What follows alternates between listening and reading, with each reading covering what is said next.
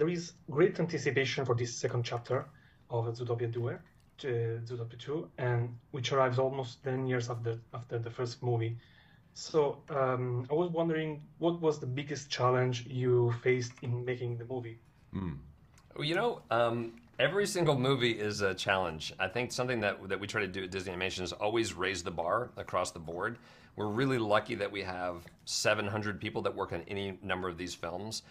Stepping into this one, honestly, it was making sure that Nick and Judy were always at the very core of the story. Zootopia is this amazingly fun, entertaining place, and it's really easy to sort of, chase other shiny objects. But I think for us going through this story, we wanted to make sure that their relationship, their story of them overcoming their differences, becoming stronger partners, was always front and center. Yeah, 100%. The film includes a wonderful homage to The Shining in the movie by Stanley Kubrick. Yes. Um, I wanted to ask you how you came to it and if there was other similar ideas for homages that you consider and then discarded.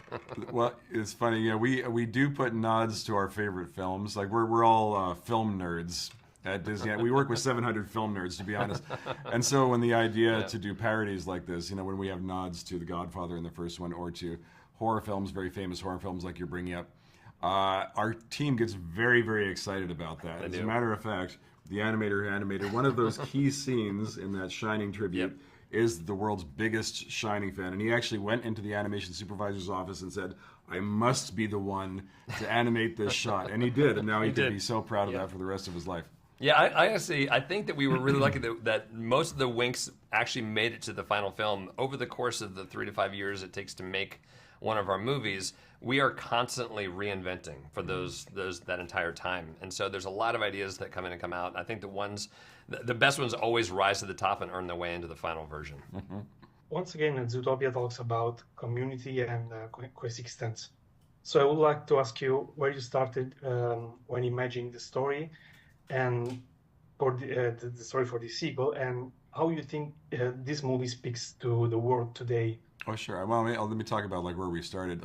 Years ago on the first film, Jared and I had always talked about the idea that there are reptiles in this world, but that first movie really needed to be about the mammal world. So that left the very interesting question of where are all the reptiles? And then as Jared and I and Yvette were finishing up Encanto just a few years ago, 4.5 years ago, Jared did a little sketch that says Zootopia 2, and the 2 is a snake, a crudely drawn snake, albeit that. Yeah. But it did say this is a great, and then his mind started ticking along. But do you want to talk about the? Yeah, I mean, it's funny. The first film we talked a lot about stereotype and bias, and that was such a critical thing that story tackled.